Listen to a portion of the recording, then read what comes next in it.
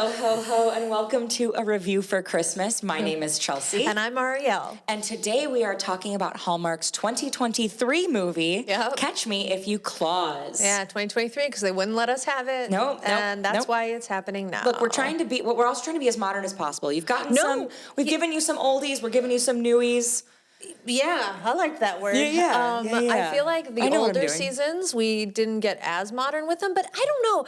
I felt like we weren't as, it's just, I don't know. We didn't have as many, like this season, these last episodes are all contemporary, fresh off the presses. Yeah, fryer. Okay. What am I saying? Okay. So Catch Me If You CLAUS.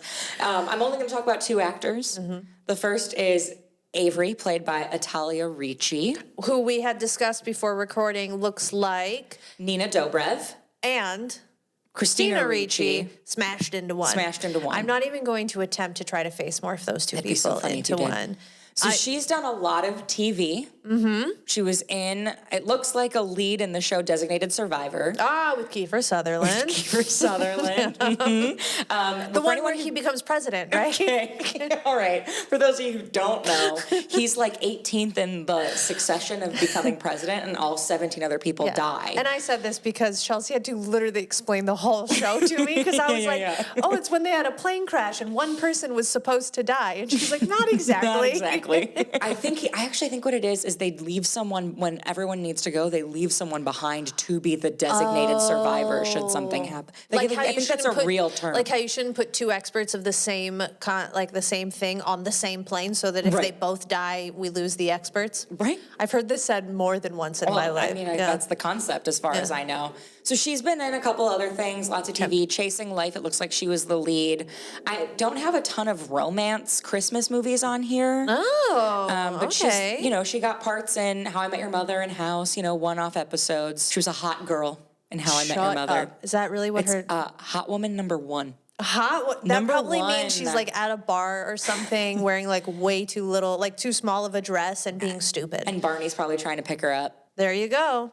And our other actor is Luke Macfarlane, who is wonderful. He plays Chris. He's been in quite a few Christmas movies, mostly as a lead heartthrob. As he should be put there. I mean, he makes sense. Despite the fact that he actually does not play for our side. I know, but good on him. Get your acting credits, do what you can. Yeah, and he was in Single All the Way, which was an LGBTQ plus Christmas movie in 2021. Oh my gosh, I thought that came out last year. It's old. Wow. And then he's also in the movie Bros, which I believe is a rom-com for men. Oh. That was received very well, is my understanding. All right. So, he's working, he's booked, he's blessed. He's booked and blessed. Love it. He's very, very physically attractive. Yes. And he's got a really nice smile, and when he talks, you feel happy. Yeah, he's so good. So it starts with these old-timey spy credits. Where oh my God, I love these credits. I think it's like Santa trying to deliver gifts and other things are happening. They're so good. They're so good. Make me think of Get Smart or something of that. I thought of The Incredibles too, because The Incredibles have very 60s spy vibes. Yes. And now that I say that, I'm like, it doesn't really have anything to do with the movie itself, but it was enjoyable to watch. Well, kind of. I mean, there's a heist, not a heist necessarily. There's a heist. There's a mystery afoot. That's a good point. There's a mystery afoot. So we open on a newsroom. Avery is giving the news, and then we find out, just kidding, she's rehearsing. Practicing the script that she wrote? Yeah, she really wants to be a lead anchor, and she's not. She's a writer. Yeah. But one of the lead anchors is named Bink Binkerson. No importance to the film. I had to Google, and I'm going to do it one more time. I was like, is Bink Binkerson a real person? I'm about to make fun of a real person's name.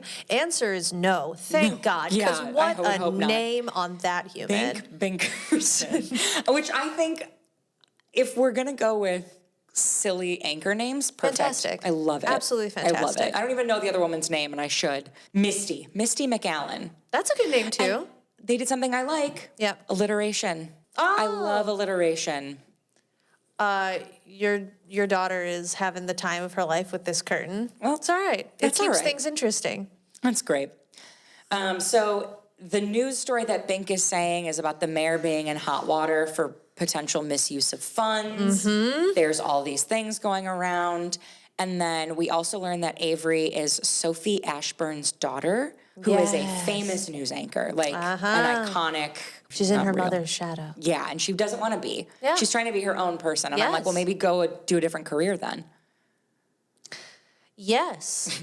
But, you know, maybe she's one of those kids who it's like, it's in my blood. Sure. Journalism is who I am. Then take the nepotism. Like, I don't understand. Be a nepo baby. It's fine. It's fine. If we could, we would. Yeah. But so she had auditioned to be the weekend anchor. She doesn't get the job. She flubbed it real bad. Yeah, they said that she wasn't ready. Yeah.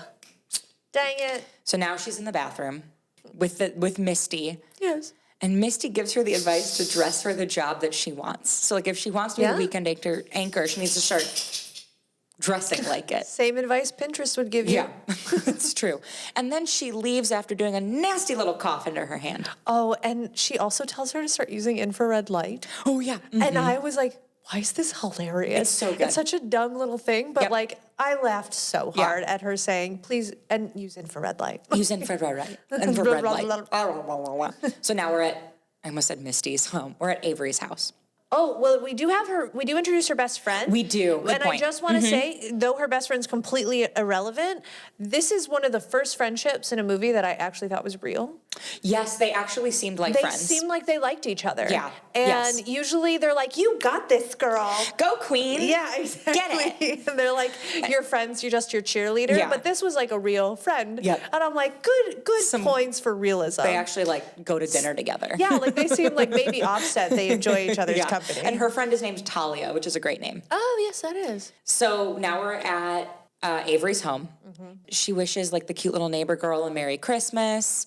And then we hear that there is a news story of a man breaking into people's homes dressed as Santa Claus, stealing things.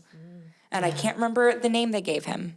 Oh, I didn't write. It's like the Santa, hold on, I'm going to find it. The Santa crook? I think it's the Santa crook. And I'll double check it, but I'm pretty sure you're right. It's the Santa crook. I think it's the Santa crook. And so I don't remember exactly how this happens, but Misty ends up getting bronchitis or laryngitis or something and can't go on. And so she is going to do the Christmas broadcast. And she begs for it. She's like, it's at 5 a.m. No one's watching. Let me do it. Like, give me my shot. This is my chance to prove myself. So now she's back at home. She's got an infrared light mask on. She is going to bed. She's preparing for her 5 a.m. news call. So she's going to wake up at like 3. She is awoken by a loud bang, and there is a man in her house dressed as Santa Claus. He's startled by her infrared mask.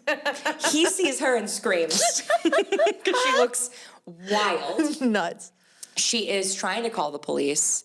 I don't remember how he gets knocked out, but he gets knocked out. I don't remember. And she ties him up with Christmas lights. Yes, she does. And she's calling the police, and it's not going through. Oh, there's a storm. There is a storm. There's a storm. There's always a blizzard that's not as bad as you think it's going to be. I was going to say, I'm like, there's a storm where the power doesn't work, but they can drive anywhere and they go. It's not technically snowing. I mean, I'm not saying you won't knock out cellular lines, but I was just like, no, I mean, it's tolerable. All right. So she ends up waking him up and is like, who are you? Because she thinks he's the Santa crook. She thinks she's caught him for her news broadcast. And he says he is Santa Claus. And she's like, nice try. And he is real upset. And he's like, you don't understand. Like, this is a crucial day for me. And she's like, you have a crucial day? You have a crucial day? And she's like, you're stealing from people. You're ruining their holidays. Like, I'm a news reporter. Like, I'm doing the right thing. Like, whatever. And obviously she thinks he's the crook. Yes, 100%. And I don't remember which one of them says this. I think it's him. But he, like, checks his time. And he's like, I'm so far behind schedule. And you think he's going to say, I'm so like effed. Yeah. And we understand that he's there because he meant to give the gift to the neighbor girl. Yeah. That's the only reason he's in the house. Yeah, he gave the wrong gift. That's what he's saying. Well, but he's also a thief. He could be the Santa crook. He is the Santa crook. Look, we're in Avery's head right now, right? I'm like, wait a second. Did we watch the same movie? I get what we're doing. We're Avery. He's the Santa crook. How dare he be in her house when she has to be up at 4 a.m. You know what I love? It's not how dare he rob from people. It's how dare he interrupt her schedule. I mean, she also is very mad at him for being a thief. And she's on board to be the one who breaks the case. She's like, oh my gosh, this is it. this is how I do it. It's not this dinky Christmas. It's busting the Santa crook. Oh, yes. yeah. I just want to say that this first scene when they meet each other, I was like, this is what they did in their audition. I'm like, this is the scene that they had to act out in their audition. 100%. Yes, absolutely. And she tells him that he looks like a model.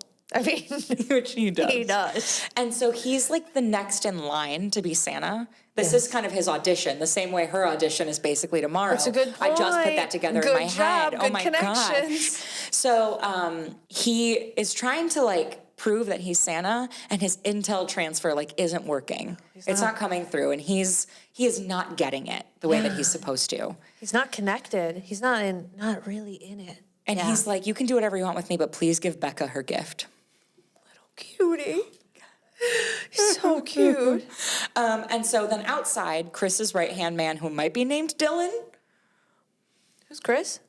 Chris Kringle, baby. Oh. He goes by Chris. His name's Chris? Yeah, he's Chris Kringle. I wrote himbo, and I wrote him. Well, Dylan is his elf person. Not really an elf.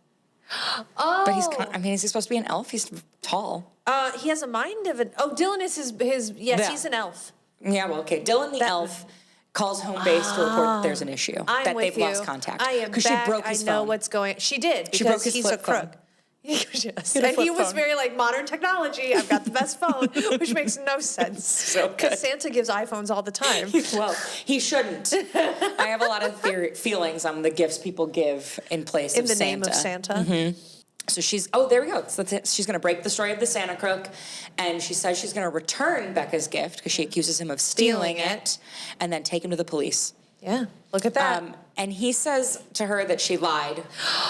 I don't know exactly what she lied about, but I remember, I don't remember, it's written. I said, him saying you lied is the greatest thing ever. Was he just precious in that moment? Yeah. Like, he just can't believe that someone would like lie. Such an innocent. He's like, you lied. Like, you what? lied. And she goes, that makes two of us. And I wrote, he is so handsome, my God. Like, distracted. I'm like, he's also really buff. So buff. He's so buff. Santa has no business being that hot. Sorry, that's why I'd also be like, yeah, you're a villain, dude. Yeah, like this doesn't track at all. He's supposed to have a beard and like be fat and want to eat cookies. He does want to eat the cookies. So outside he tries to run and he falls because he's tied up. Yeah. And he's trying again so hard to prove that he is Santa. Yeah, he is. And one of the things that he's go ahead. doing is he's like, well, the most meaningful gift you ever got was a notebook. The journal. But it's too vague. He doesn't actually, he just says like a book. Oh. And she's like, cool, dude. Because he's not connected him. Right. He's not Santaing all the way. And he's like, Becca has to get this gift. So they essentially break into Becca's house. Yeah, they 100%. But he has like magic, he has a magic key if he can't get through the chimney. And they go in, they put the gift down, and then he's trying to eat the cookies and milk, and she's like, that's not for you. And he's like, well, it kind of is. It's so good. It is so good. The dissonance between like him actually being Santa and her thinking he's a thief and how they interact the whole time until she believes is so good. Like they're both killing me. They triggered the alarm. So then they think doesn't make any sense to me. Well, it's a silent alarm. Yeah, but Santa, we should have the technology that if he can open up your front door, he can disable your... Disarm the alarm. He's not Santa'd in. Maybe it's that he's just not in with Santa. Well, I think he also thinks everyone is so good, and he says good people deserve good things. They do, though. His just like innocence and like good person vibes was so much. It was really good. So good. It was really good. Say good again. Good. There we go. So they get caught by the security company. Oh, Ricky. Ricky, the security guard. Ricky's my favorite character, and he's in it for 3 minutes. Yeah, and I don't remember. I think he says, "Is there really no honor among thieves?" And one of them, I think Avery goes, "Right," or maybe Santa does. Chris, not Santa. He's Don't not call Santa. him He's that. It's confusing. He's a thief. So Chris ends up getting into her car in the driver's side and starts to drive away. So she has she's basically forced. Yes. I have a continuity error. Yeah. So yes, she is forced to come with him because he's like, I'm going to take your car. Are you coming? Yeah. Can you come to my side to watch it so I don't have to flip my computer around? Yeah. Hold on. Okay. So we've got the scene here. I want you to pay attention. So we got Ricky, and we got what's her name, and we've got him. He's climbing in the front seat, okay? Right. His hands are together. He's hot wiring said car. Now, if we keep an eye on him, watch his hands as he separates them and starts the car. He puts it into drive. Sure. Continuity. I am literally the greatest movie watcher ever. Yeah, they should hire me because I caught that. I always feel like I would have been a very good like copywriter. Editor? Or like, yeah, because you're good like at catching people's mistakes? We're going to hold so the dog can eat dinner for a second. Just give it a few minutes. We know your time is valuable. Thank you for holding. Someone will be with you as soon as possible. Okay.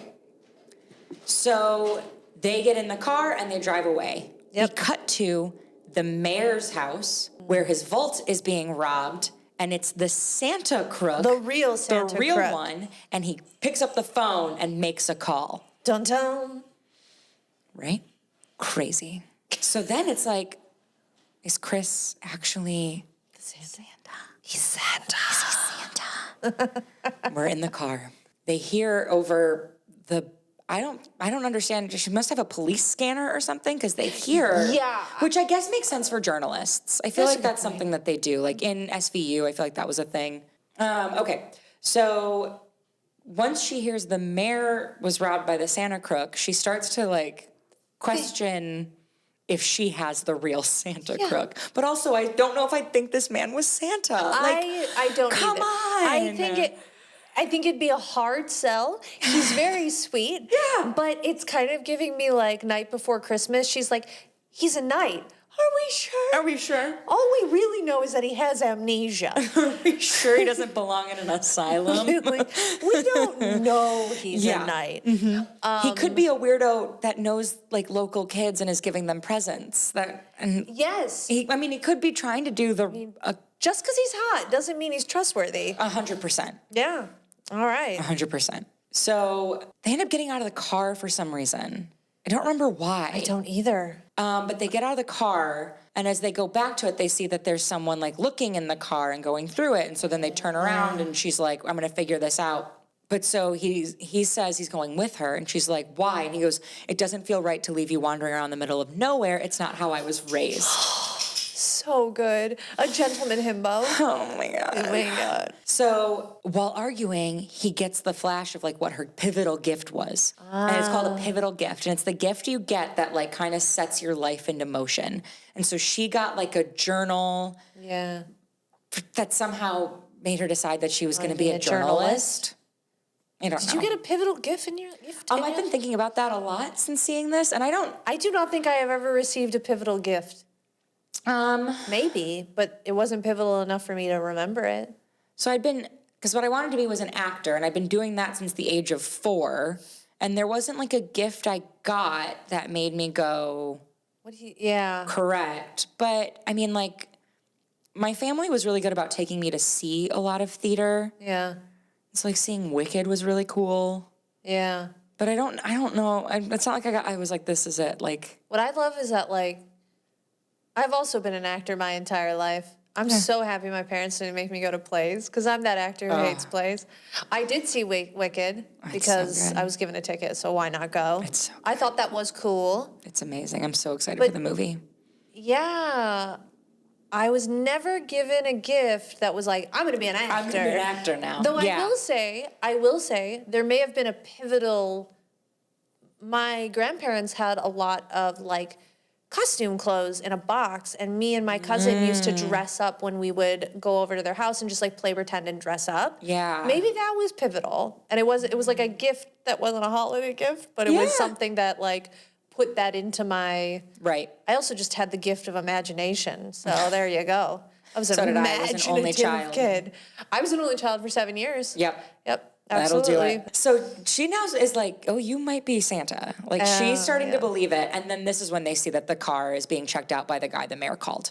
We know who he is. They do not. They do not. They just know that he's all up in their business. He's all up in the business. So then they turn and they like And I think she unties him finally. Yeah, she's she finally does. freed him from the Christmas lights that bind. And he like tries to break them, and again, swole. He's swole. That's the perfect word for him. He's yoked up.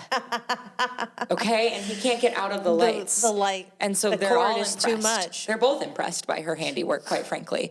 So we get back. We go to a lot of places. So this movie moves from scene to scene, and almost every scene they say one thing that like kind of matters. Very Hallmark. Very Hallmark. You get in a little bit of filler, one important line, move to the next location. Yeah. So we're back at Avery's house where Dylan has found Chris's phone and realizes that it's broken, and someone else tells him that, or maybe he makes a call. Oh, because he's calling another elf, and they're like, "You have to tell Santa." Yeah, and he's like, "You have to tell Santa the truth." I'm not going to tell Santa. Santa. He's like, "I can't tell Santa." He's like, "I can't tell Santa," and so this is when Avery frees him when they see the car is being ransacked, and they find a place to go after a very weird guy like talks to them through a little like the little, hole. they like knock on the door, and he's like, "What's the password?" kind of thing. Yeah. Very. I'm like, what's going on? And he's got like an accent. Yeah. Dinner theater, baby. It's amazing. We are at dinner theater, and they are doing A Christmas Carol. It's so good. And so they open the door in a character for the Christmas Carol. And I think he's Scrooge or something. I don't know, but they let her in, and she's like, "I really need to use your phone." And they're like, "Oh, it's for members only." Oh my God. This whole troupe is creative genius. It's so good. I hope it wasn't written by a computer. It's so good. I don't think so. And so she's like, "Okay, I want to become a member." And they're like, "Okay, you have to do a monologue." Yeah. Yep, she does. She's like, oh, sweet God. She's trying to talk to them. They've been doing this for years. They get free pizza. It's so strange. We don't know what's happening. She ends up just exploding. And she's like, "You don't understand. Like, this is my life on the line here. I've been up forever." Like, and she yells to that point where they end up clapping for her, and they make her a member of the dinner theater. And you remember how you said they got free pizza? They say, "Get this girl a Tony's pizza." Yep. Mm-hmm. I wrote don't have a lot of notes on this movie. One of my notes is get this girl a Tony, and having it be a pizza. Genius. It's comedy so gold. It's so just good. Gold. So, and Chris's voice is getting deeper. Which is amazing because he's maturing and he's becoming more into Santa. This could be me reading into it, but I was like, I feel like his voice is going down. And if I was an actor, it would be logical to me that as he gets more into being real Santa, he becomes less of this immature young guy, and his voice starts getting, because Santa has a deep voice. And I might be applying that. And Luke Macfarlane, if you're in the comments, let me know if I'm making it up. I just assume it's because he's finally talking more. Yeah, no. I don't know. I could, either. I didn't notice. So I have the squeaky chair You today. do have the squeaky chair this episode. So Chris keeps everybody entertained. Oh, yes, by telling them what their pivotal gifts were. Yes. Yeah. So she goes to use the phone. Oh, God. They've got that old computer and that old phone. Yeah. But this guy comes up to him and he's like, "I don't know why, but like, I have this strangest urge to tell you what I want for Christmas." And he's like, "Lay it on me." And I'm like, so good. Do I want to marry Santa Claus? I have considered for the Men I Would Marry episode, is he viable for me? He's for sure viable for me. I have that's a different episode, so I can't talk about it. End of the season, baby. So she's at the very old phone and the very old computer. She can't get anyone on the phone, turns on that computer, and it's so weird because they bounce back and forth a lot in this scene in ways that don't make sense, like chronologically to me. But so then we go back then she goes back downstairs for some reason, and that's when he's telling everybody their pivotal gift. Or what they want for Christmas. Yeah, he's like, "You got a copy of Romeo and Juliet." He's like, "I did, and now I want to be an actor." Oh, Tiny Tim, who's a giant. Yeah, good Tiny comedy. Tim's a giant. Good comedy. So good. And I said, "I'd be done. Put me in an oven." Take me out of the oven, I guess. Take me out. I'm done. But put me in. Like you said, put me in the oven. And then put me in an oven, okay. That's actually what I wrote. And so someone said, "Speak of the devil," and he goes, "I would never." He's so cute. It's so funny. And I know this is like not important anything, but like I feel like I need to talk about everything this man does. Because he's precious. He's precious. Yeah. He should be protected at all costs. Yes. I'm Team Santa. Agreed. In a way I never thought I'd be. Like, I didn't feel this way about Tim Allen. Well, that's very different Santas. Well. Very, very different Santas. So, I wrote, a call comes in for Chris. Yes. But I don't know. Oh, because Tiny Tim picks up the bar phone or something. And it's his dad somehow? Maybe it's the elf. Wow, we really did a good job taking notes on this one. Well, so his dad's like, this is your last chance. Yeah. Get to work, dude. Yeah, because he's not really doing his job. Yeah, Think about that. Like, I mean, that's beautiful that he is like, I'll protect this woman. Good on you. Yeah. And so Avery's like, come up and see what I've learned. And all the break-ins were in the same area. They're like, we're in a very specific location. And Chris says, like, I can't leave you until we see this through. And I've never felt more like myself than when I'm with you. Oh. Take me out of the oven now. Take me you out put now. me in. Now I am done. And the bad guy had come in looking for them, and he lingers outside after the troop is like, we have no idea what you're talking about. They will not let him, Yeah, they're not letting him in, and they put them in costumes and sneak them out. Yeah, they do, with the rest of the troop. Yeah.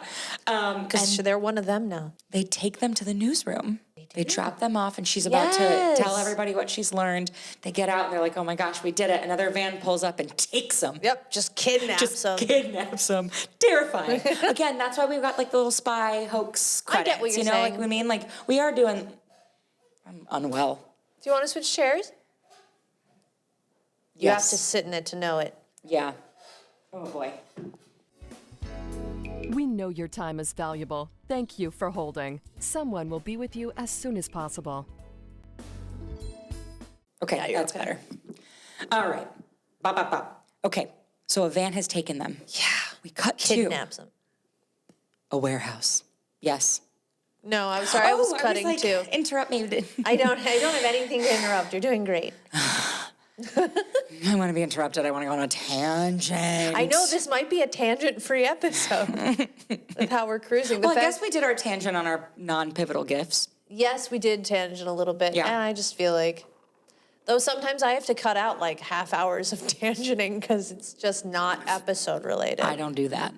Yeah, sometimes you have to, or they're going to be an hour and 45 minutes, and 45 of that is going to be like that one time. That one time in band camp. In band camp, yeah, exactly. So they're tied up, and I guess I said the bad guy thinks they are the thieves. That can't be right. They think that so they're getting kidnapped because they think they're the Santa crook, and these they are have not the Santa crook. flash drive. This is the guy the mayor called, and like his cronies, and he thinks they're the thieves. They hold hands. Dude, they're tied up, and they end up like holding hands. I don't know why I put it in this wording. I wrote all caps, hand holding, 3 exclamation points. You love hand holding. I love it, but I said they messed with my secret weapon. What does that mean? Is that a line from the movie? Yes, because she's his secret weapon. He says that about her. He's like, they're going to pay. They mess with my secret weapon. Oh, my Because God. he's like getting his Santa powers when he's with her. Yes. That's just, they just created like the ultimate hot man in this. It's nuts. They're like, we need to make Santa appeal to the masses. Yeah. Hot, romantic. Let's go. Super kind, super into her. The dream. So Santa's telling Dylan to figure it out. Yeah. He's like, you need to figure this out. Dylan Santa's the just elf, yelling. yes. Poor Dylan. So then another van pulls up and gets the real bad guys. So the real bad guys try to steal her car. Yes. And then they get caught. Oh, no, that's later, though. Yeah. I think How do the real bad guys get caught? I think they're at her house. Oh, because they're breaking into her house. No, the real bad guys wouldn't have been there. The bad guys. Wow, we're doing a good job on notes, guys. Yeah, we've really killed it.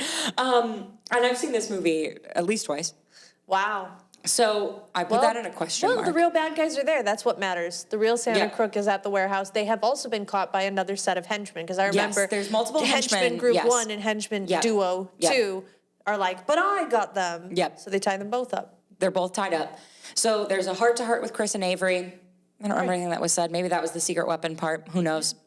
Back at Avery's house, not the Santa crooks, but the bad guy breaks in and is looking for the hard drive of her computer or something. Yeah, because it was a flash drive was stolen. Yeah. So he's trying to find that because they think, again, that they might be the crooks. Yeah. Dylan sees him. Yes. And starts to kind of figure out. Dylan the elf. I always have to remind myself who on earth we're talking about. To me? Nope, I'm saying it to me. When my eyes are really big, that means I'm talking to myself. Okay, I was like, because I don't need to be reminded who Dylan is. I know. Oh, your hair does look good. Good job. Thank you. So Avery frees herself and Chris.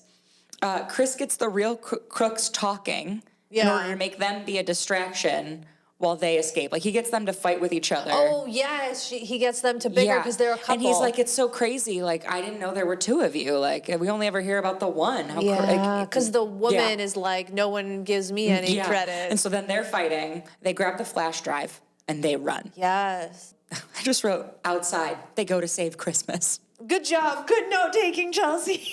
Good note-taking. But that just goes to show you that was a scene I probably didn't even need to take note of and still chose to. But so I think she's like, we're going to do my thing, then we're doing your thing. Yes. Mm-hmm. Yeah. They were like, you will be Santa Claus. I got you. So at Avery's house, Dylan gets in the trunk of the bad guy's car. Yes. And I wrote, Dylan thinks Santa crook is Chris. That can't be right. Yeah, no, he does. He does think he's Chris. I think it's because they look the same from behind or something. That's right. Because when he's at the warehouse, he thinks Chris is in there tied up, and it's the Santa he's crook. Looking exactly. Okay. Thank you. Wow. Again, top stellar note taking. Good on my reporting. Part. Investigative journalism happening here. Sometimes I feel like I do way too much, so I'm trying to tone it back, and then I don't leave myself. I'm leaving myself terrible breadcrumbs. Season 3. Season 3 was like, I brought a Post-it with my notes on it. Okay, I'm not you, season 3. I have 5 pages of notes here. All right, so now they're in a parking lot. They jump into a car. Oh, sweet Lord, the parking lot. Yeah, they're getting chased. Making out. Yeah, because she's like, we need Chelsea, calm down. Because the bad guys are hunting for them. And so she climbs on him to be a couple making out in a car. Yeah. I wrote wild. I wrote I'm unwell.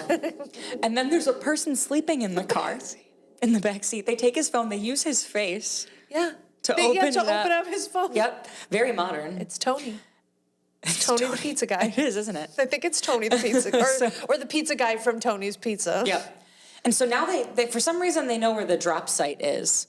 But so they use his phone to call an Uber to take them to the drop site. For the what? For the flash drive. Oh. Because someone wanted it. So they had overheard the crooks saying it's going to get dropped off at 3 a.m. at Got it. 7th and 8th. Very Law and Order of you. Yeah. 7th and 8th. So they fake walk by like they're a couple to see who's waiting for the flash drive. And it's the wife of the guy who runs the charity that the former mayor is accused of stealing from. Yes. Is that convoluted enough? Didn't feel that way in the movie, but when you put it like that, yes. Actually, once I finished, I was like, no, it's pretty straightforward. Yeah, but if you guys were listening to our talk about it, we've mentioned the mayor once. Now we've got to figure this out. And I called him the mayor. I think he's the former mayor. Well, so there's the mayor who's getting accused of embezzling, and then there's his... Is he a former mayor, or is he... It must be the same person. No, they're two different people. Because isn't it like... Oh, maybe I wrote former mayor and it's just mayor. I know that there's another guy who's the actual embezzler. The mayor's... I felt like there was a good guy and a bad guy in this embezzling situation. I only have a handful of notes left, and I don't cover that. Hilarious. So I passed out when I was watching it, and I enjoyed myself thoroughly. So we'll just keep going. Ignore me. So the thieves, I think, get away, and they hotwire Avery's car, but the cops catch them. Yes, this is when that happens. And the cop is like, I got the Santa crook. And he goes, Santa crooks. And they hold hands while they're like... Because now they're back in love because Santa fixes everything. Yeah. And the lady's like, oh my gosh. He's finally recognizing me as part of our criminal enterprise. Yes. So silly. So Avery's house, they get back there. It's broken into. It's ransacked.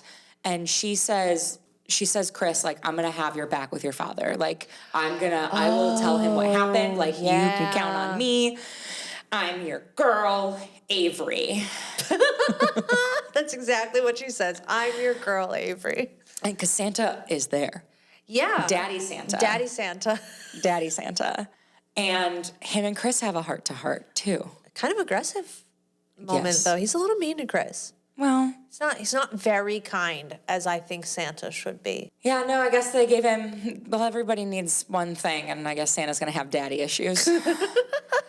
Santa's like, you have a job to do. And so she ends up finding all the duplicate records, and then the mayor comes in. Duplicate records? That's what I wrote. Okay. The duplicate records that are on the flash drive had like all the records of all the proof. embezzling. And, okay. And so the mayor comes in, and Santa knows all and confronts the mayor. That's what I wrote. I feel like Santa could solve all crime if he just maybe used it for good. Yeah, okay. So she sent all the files to the office. Yes, she sent everything to the newsroom. So even if they destroy the hard drive, whatever they want to do, like, too late. And so they take Avery to the newsroom in the sleigh. Oh my God. Oh my God, you're so funny. Exciting. I'd fangirl so hard. We are at the final stretch. This is a short episode. This is a short episode. All I want is for long episodes. I know, you're always like, I want them to be 2 hours. Well, the next episode, people, is going to be so long. Yeah, I'm going to have to contain myself. I think you need to start taking longer notes, or you're going to let yourself down. You're right. Maybe. I'm trying to shorten it up, and maybe I'm my own worst enemy. Exactly. Because my episode's going to be very, very, very long. I cannot wait. I will try not to take us down Tangentville like I normally do. Please do. Please, please do. At the newsroom. Yeah. Avery isn't there. And so they're like, Talia, you're going to go on for her. Talia's like, what? No, thank you. Yeah. She's freaking. She's not an anchor at all. Oh, we look confused with our notes. Yeah. What's wrong? I wrote, apparently Ohio is in the Western Hemisphere, so this is a weird misinformation thing. What on earth? Oh, no. Do I need to, like, pull up a movie so we can figure out what's going on? No, it's okay. I think they just said something weird about the time. Oh. And, like, he was like, I need to deliver gifts to the Western Hemisphere. I think he said something weird about that. And I was like, you guys are just saying words that don't actually apply. But apparently so am I. Avery nails her news debut. She does. She kills it. She does a great job. She was born to be a reporter. Yeah. So when she comes out of the newsroom, Chris is there. Of course he is. Because he's got nothing else to do today. She's like, I'm a mess. And he's like, you're a beautiful mess. He gives her a gift. What's the gift? They're boots. Oh. They're cute little boots that are good for the North Pole. Oh, yeah. This is like very... He invites her over sometime. Yeah, like this is very romance movie, and he's suddenly just real hot. Yeah. He makes it snow. Chelsea, you're losing it. I'm losing it. And then he kisses her, and then he invites her to breakfast, and they go to Bali. The breakfast in Bali. Yep. And they kiss. He's got a sleigh. Yeah, and she and it's beautiful. She calls him Santa. She does. And I really didn't Wouldn't love do it. I really didn't love Chris. it. I was like, you know, that was where y'all lost me. She's like, Yeah, something about Santa, and I went, oh, please don't. Yeah. That's a little weird. Yeah. It's like, yeah. And that's showbiz, baby. Wow, short episode. Look at that go. Yeah, so. What do we rate this thing? Okay, I got really, really sucked in. For the amount that I didn't remember what was going on, I gave their plot a 10. So did I. Yeah, I'm like, I've never heard of a plot like this. I gave the plot a 10. I'm like, it was really unique. It didn't have any holes that I fell into. I'm like, no, they did their job. I was in it. Yeah. And once they had the other crooks too, that they got them involved and gave them a love story. Everything worked for me. Yeah. The theater troupe worked for me. Nothing seemed weird. Nothing. Never seen anything like it. Even though they went back and forth on things, or maybe did like the Hallmark, this scene doesn't have much purpose, but we'll cover a little bit. I was really, like I was saying, I had come back from a trip. I was unpacking and I was cleaning, and I was so glad I had commercials because you were like, I was like, I'll just unpack while I watch it because I can usually multitask. No, I would just sit down and stare. I was glued to the screen. Absolutely. I would 10 out of 10 would recommend this to people. Hooked from the beginning. Yeah. Honestly, probably one of my favorite of the genre. Yeah. And maybe not. Maybe if we're talking just movies, I might make it. It's one of your favorite movies? Yeah. You're precious. All right. Romance. I gave it a 9. I gave it a 9. Shut up. I couldn't do a 10 because I just couldn't do it. There was something. It's hard to explain because I think Luke Macfarlane's a wonderful actor. Yeah. But there was also like the himbo-ness of it. Yeah. I didn't love. Yeah. And I love a himbo. I know. But I did. Oh, so I was saying, I was like, I don't know if this really would work long term. No. And maybe that was all my one point was that like after you go to breakfast in Bali, reality is going to set back in. And this boy he's very sweet and good and kind, but this woman seems a little much for him. That's a good point. The infrared mask. Like she's a little intense and I don't know. So yeah, I loved them, but could I see it long term? No. A 9 is a great score. 9's a great score for a romance you can't see long term. Acting. I gave it an 8.5. I gave it a 9. Nice. I don't know why I gave it a 0.5 off. Doesn't make any sense to me. But I mean, like it. I support my own choices. Yeah. Some of it was, I think some of it was like either underacted or overacted. Yeah. It's just the Hallmark effect. Yeah. That sometimes, I mean, what was it? Andrew W. Walker said that sometimes they don't get their script till like, they used to only get it like 2 weeks before filming and now they get a full month and he's losing it. And also, if you only had that script for a full month, I really think they nailed it. Oh, yeah. Holy crap. Cheer. I said, could you count it down for me? As in, like, what they've done? Because it's like, there's a lot of feeling, and it cannot happen without it, so it's already at, like... I gave it an 8. So that was what I was going to say. I'm like, it's already at an 8 for the fact that it can't survive without Christmas. It needs to be about Santa. You know it's Christmas. He's Santa. But do they do what we give points for? So no. For me, the snow, him making it snow, I thought the gift giving and the cookies, to me, were very... He eats cookies, but he doesn't... I know. Bake them. I know, but he felt like them. Santa. But there's no tree trimming. I'm just saying, like, 8's very comfortable for me. I wouldn't go higher than an 8 because, like, in the grand scheme of things, this was like a trying to solve a mystery. Also, is Santa going to be able to deliver gifts to the children? Like, I mean, they were cutting it quite close. Were you dreading? I was so scared for the children. I was scared but for what the about children. the children? So I gave it an 8. All right. Are you giving it an 8? Yeah, I am. Okay. Sorry, I thought I had said the words, and then I just went to my rating. Well, you said it was comfortable, but I wasn't sure if that meant you were set. I'm set. So my score is a 9. So I knew this would be a high movie. Yeah. Yours is an 8.875. So it's going to get like an 8.75 or something? It'll be a little higher. 8.9375. That might be the highest score we've ever given. Our highest score we've ever given. Can you just repeat it so I can type it out? 8.9375. Wow, do we have like a bell to ring? No one has gotten that. Christmas with You came in with the 8.62.